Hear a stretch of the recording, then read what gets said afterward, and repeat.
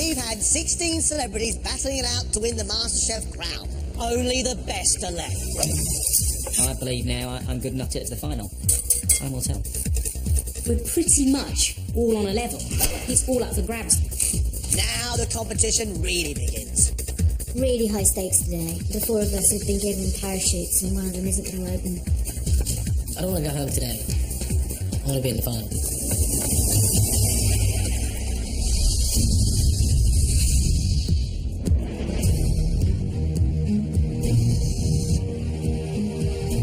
Four celebs, and we know how good they can cook when they're on form. Today, they have to be the best they possibly can. We are now going to give them their sternest test so far. We're looking for our three finalists. Who's got the skill, the power, the ambition to become our champion?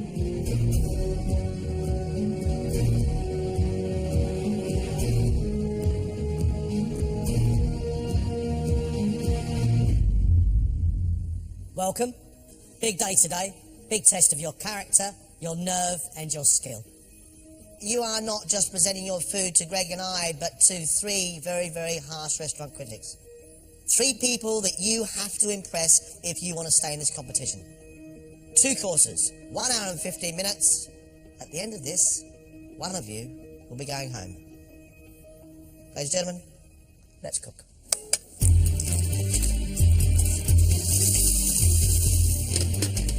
These guys are celebs. John, there's professional chefs up and down the country that wouldn't want this challenge today.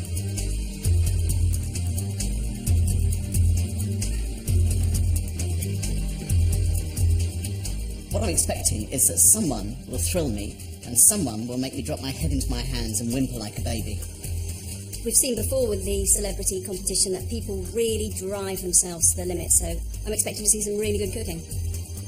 We long for good technique, things that aren't mercilessly overdone or mercilessly underdone. Signs that someone is really passionate about cooking. Restaurant critics are tough people. People who are going to make a very harsh judgment.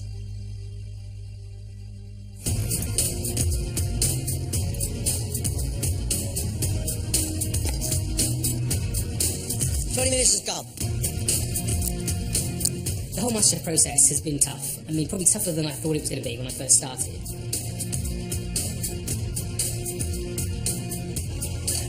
For it to end today would be really, it'd be devastating. I would be really gutted. Michael. Yes, Big day today. really, really important. Michael, what are your dishes? I'm doing pan-fried duck breast with a cherry puree, wilted spinach, potato rosti and a pork jus. Pork jus and cherry sauce. I just wanted to give a bit more liquid to go with the rosti and with the spinach. And then for dessert, I'm going to do a baby pear pavlova with chocolate sauce. Can you today produce a plate of food without a single mistake on it? Yes, I really, really hope so.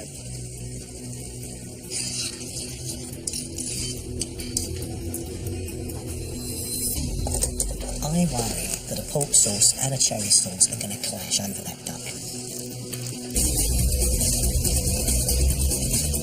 When I arrived here on MasterChef, I really was a complete and utter amateur. And now I feel like I know my way around the kitchen.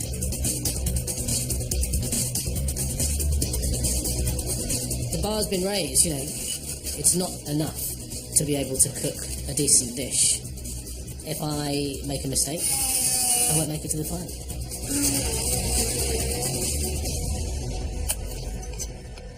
What are you going to cook for us? I'm going to do Asian salmon with a coriander dressing. There's a lot of skill involved. I need to get my salmon right. I'm going to be doing it en croûte in a phyllo pastry. And for your other course? I'm going to be doing a mascarpone mousse in white chocolate, which will sit in a tropical fruit soup. I think the two issues for me is to make sure that my mousse sets, and the other thing is to get that fine balance of flavours and spices just right. Wow.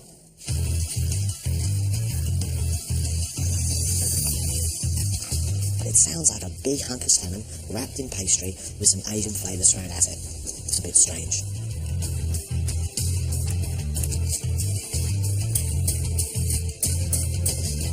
The standard gets higher and higher, round by round.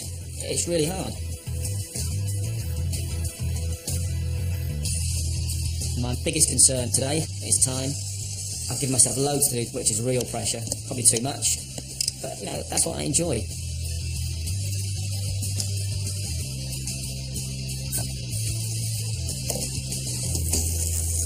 Danny, furiously working away.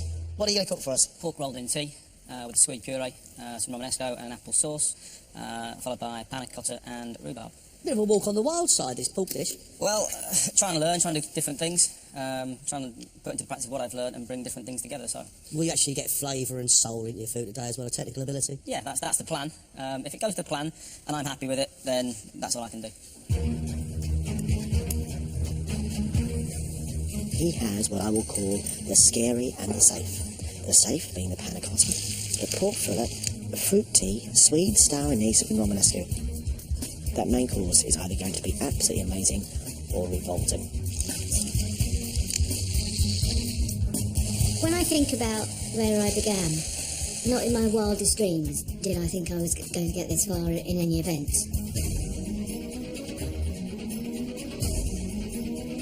The fact that we're cooking for people who judge food for a living actually makes me feel a bit ill.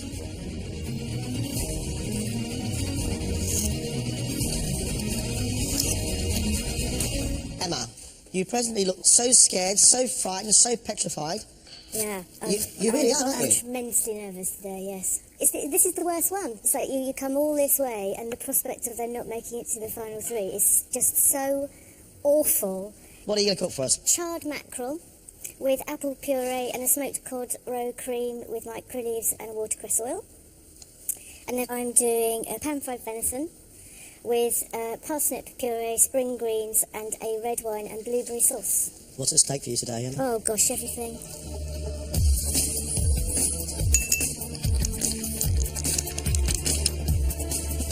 Blueberry and parsnip on a piece of meat is not an easy one to balance, and that's my worry.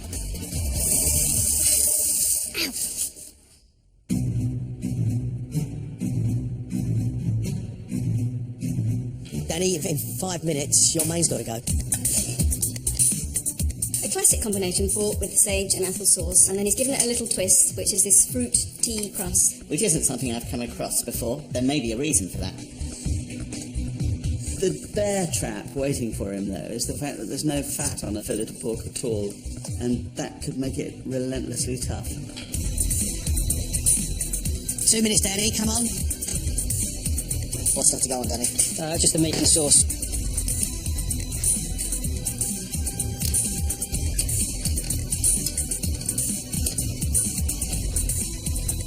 That is really cool. It's got to go. It's got to go. It's got to go.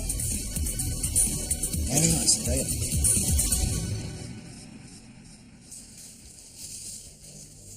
Sauce in her jewellery. Thank you.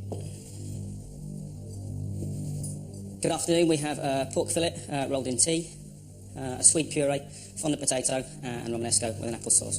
Thank you. Thank you.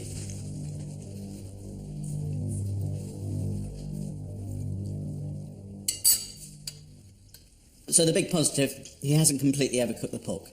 In fact, the only positive is that he hasn't overcooked the pork. This pork, to my mind, is not working. There's a distinct aroma of the things that you find at the back of your spice cupboard about it. Just sort of unidentified, neglected, and a bit sort of dusty. I'm not getting any apple and sage from the sauce, but I'm barely getting any sauce, to be honest. Under-seasoned swede, under-seasoned potato. Needs to be less arrangement on the plate and more a plate full of food that you can eat.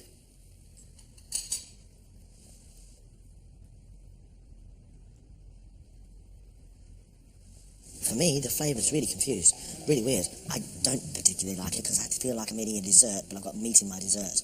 The star anise with the sweet gives it almost like caramel, and there is a fruity sharpness around the pork. I think it's delightful.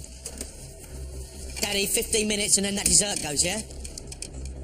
Vanilla panna cotta is good. Rhubarb is good. Little crisp biscuits is good.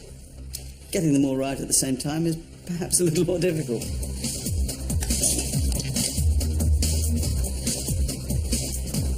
Yes, well done, Danny. They're perfect. You've got 3 minutes.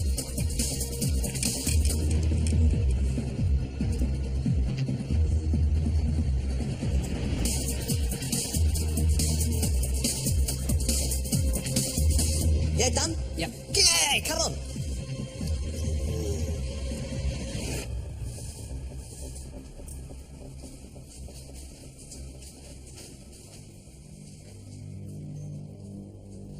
You have a vanilla panna cotta with a snap biscuit and a rhubarb sauce.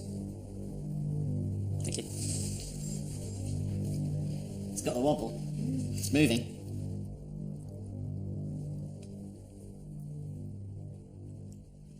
It all works. The panna cotta is on the creamier side of them, but it's not overset. And this rhubarb has just got enough sweetness to it. Still a bit of a bite, but very nicely done. Lovely texture. The combinations of flavours are good. The little orange brandy snap biscuits, nicely done. It's a really luscious little pudding.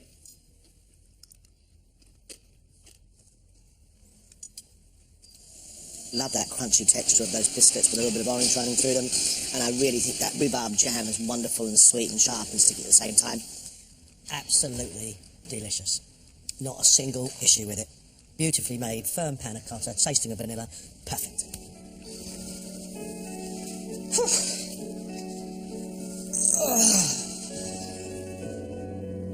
I'm feeling relieved. That was tough. Not perfect. I know what was wrong with it, but hopefully it'll be good enough.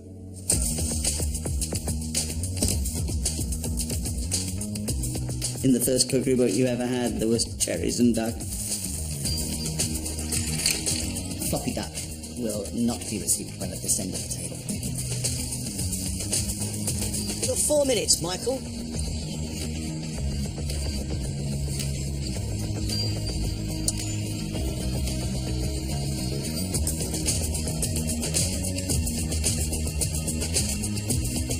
Last 60 seconds, Michael. That is it.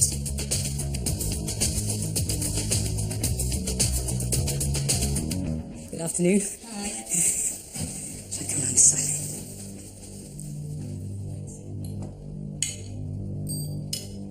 You have in front of you pan-fried duck with a cherry puree, a rusty potato, some wilted spinach, and a pork shoe. Enjoy. Thank you. I'm vaguely intrigued about the anatomy of this duck, because if these are cut across the breast, then it's going to be about that size. It's the Pamela Anderson of ducks.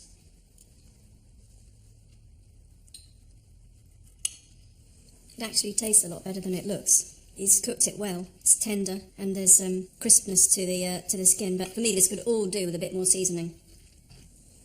The big busty duck met a fair end. The cooking of the meat, accurate. I would have preferred a sort of cherry sauce with a bit of meaty jus running through it. Well, I like the sharp cherries. Got a real zing to them. And he's done a damn good roasty.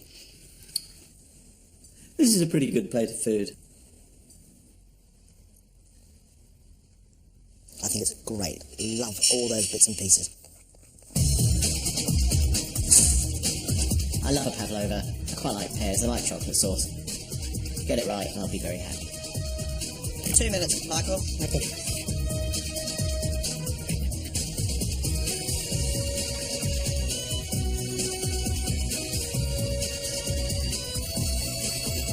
Right, you ready to go? Yeah.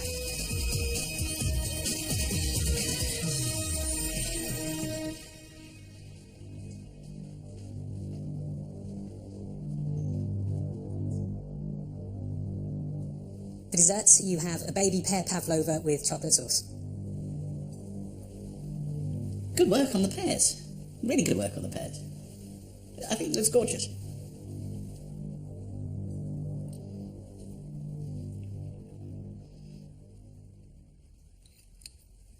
It's good meringue. It really is, isn't it? It's got a nice gooiness to it that works very well. It's very soft. Barely cooked. I'm not normally a huge fan of pear, but it's just delicately poached in spices. The cream is gorgeous, and the chocolate is really good quality. Generally, it's a good dish, a very good dish indeed. That's really good. It's the cream with loads of vanilla, and then you get pear juice, and then it finishes with comforting chocolate. That's very, very good.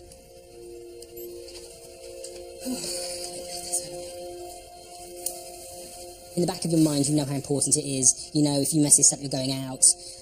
I don't think it was two perfect plates, but I was really pleased with key elements of it. So, yeah, I guess we just have to see.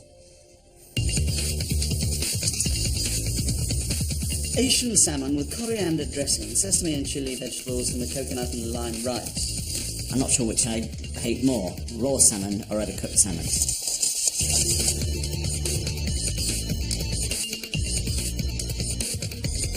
Jamie, you've got just 1 minute to go, mate.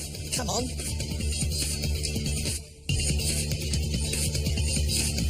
Spoon.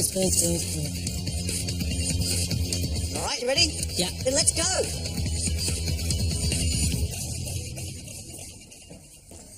Hi there. Hello. Thank you. This is Asian salmon in a coriander dressing with a lime and coconut rice and stir-fried green vegetables. Thank you.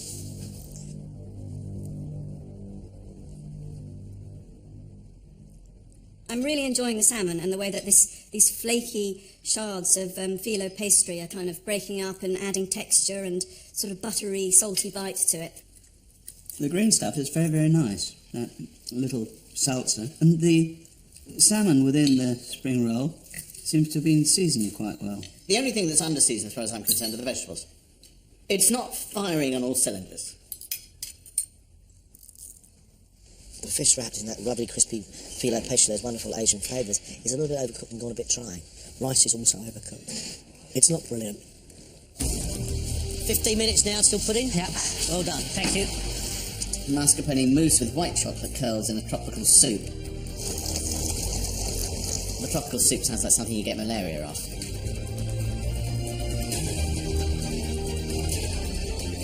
Mate, you better move it. You've only got about 60 seconds left.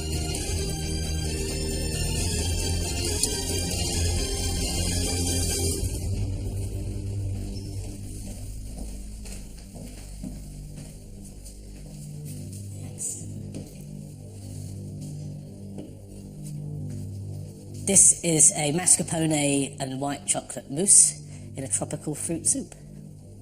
Very much. Enjoy.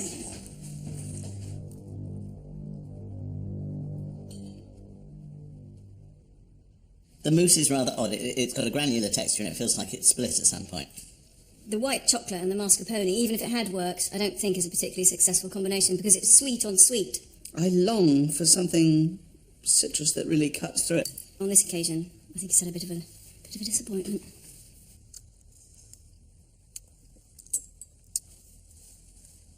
Two separate desserts that should not be together. It promises so much but delivers so little.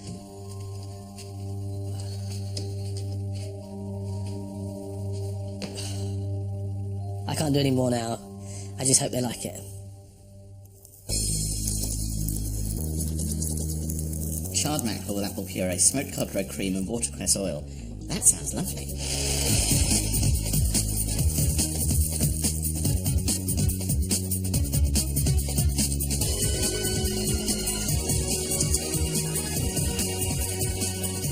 How long are you going to be, Emma? How much more you got to do? I'm just putting these mackerel leaves on and then I'm going in. Hello. Hello there.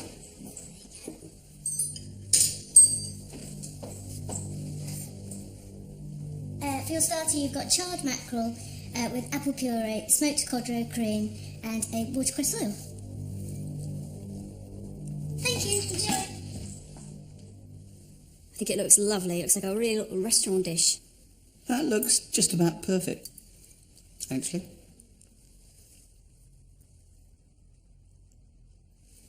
Two words. Oh and wow.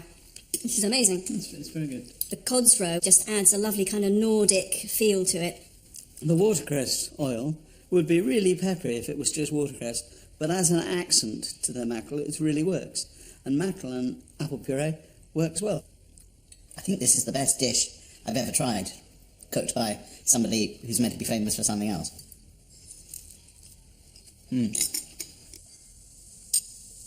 Oh, the smokiness that comes with that roe. I mean, sweet apple and the oily, strong mackerel. Cowabunga, baby. The fish itself is really earthy and rich and oily. The apple is both sweet and sour, going beautifully with it. Absolutely delicious.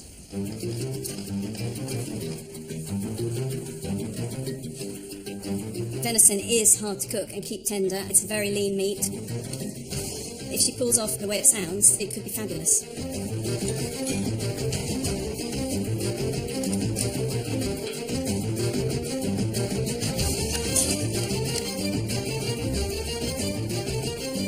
That's it. Looks great. Well done.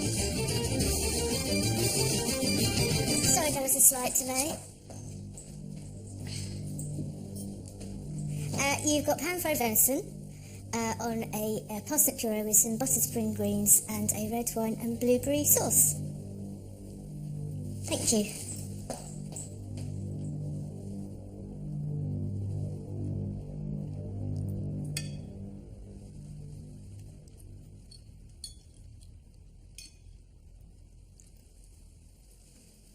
The venison is fantastic. She's got that crisp caramelised outer layer and then inside absolutely meltingly tender and gorgeous. I like the red wine sauce with the blueberries in it. It's got a nice fruitiness to it. A bit of meaty, rich, savoury sauce would bring the whole thing together and finish it perfectly. That venison is beautifully cooked. The cabbage is lovely and crispy. The parsnip puree is a wonderful, wonderful, smooth, silky puree. And the blueberry sauce is a wonderful thing. But the whole thing is under-seasoned. It's a very well executed dish, but it doesn't come alive in your mouth like her starter did. Oh my word. Oh my word. That was all just a blur. I don't think I've made any massive mistakes, but it's about micro mistakes now.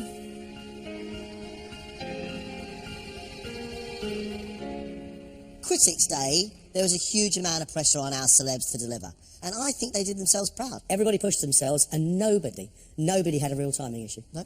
Very, very good effort. The first course from Emma, the mackerel with the apple, was the best thing in the room, by far. The whole thing came together and was balanced beautifully. It looked a picture and it tasted as good. Emma's main course, it looked amazing. The venison perfectly cooked. Everything stacked beautifully. But it didn't quite deliver on flavour. Michael cooks food that people want to eat, and with style, and he's now getting a little bit of finesse into his food. The pavlova, absolutely brilliant combination. Just a big, big pleasure with every soothing mouthful. Lovely. That was the only one in the building that liked Danny's first course. I mean, it was technically very, very good. It was, for me, confusing as a dish. I thought it was a great idea, but I didn't want to keep on eating huge amounts of it. As for the dessert, though, from Danny, I thought that that's something which you want to keep on going with. Of course you do. You're going to eat the whole plate, aren't you? Panna cotta, loads of vanilla, sharp and sweet rhubarb. For me, end of story. Can do no wrong. Really, really good. Jamie today didn't reproduce some of the wonderful dishes he's produced before. I'm not sure about that salmon inside the phyllo pastry, the salmon en croûte. Salmon was overcooked. As far as the dessert's concerned, I cannot agree with white chocolate and tropical fruit. It doesn't work in my mind. And that mousse of the mascarpone didn't have any flavour. The only flavour we had was the white chocolate coating on the outside. I mean, it looked fun and it was really colourful, but it didn't quite work. Tough decision. Who stays, who goes?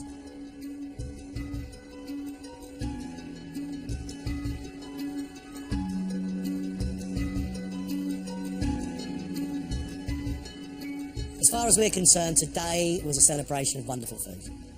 Really good. Unfortunately, one of you will leave us.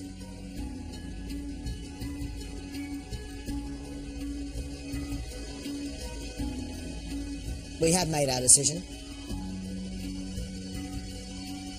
The celebrity leaving us is...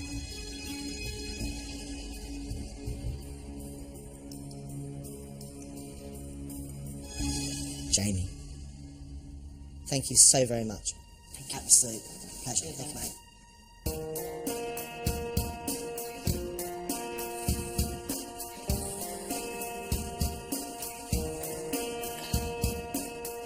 I'd love to have stayed in, but it just got a little bit too good for me, the competition. I've had such a fantastic time and I've loved every minute of it. It's been stressful, infuriating, exhilarating, but yeah, it was my time.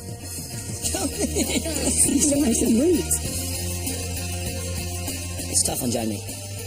Can't lie. I'm glad it's him and not me. Can I win it? Well, I guess I've got a 1 in 3 chance, but I'm going to go for it. Feels amazing. When my mum and dad find out, I might have to have an ambulance on standby because I suspect they might literally just pop their clogs there and then with shock. Nice. Well done. Cheers, guys. Congratulations.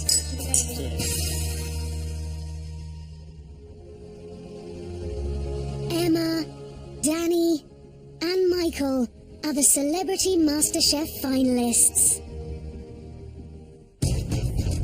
Next, they face a week of grueling challenges. Okay, that's impressive.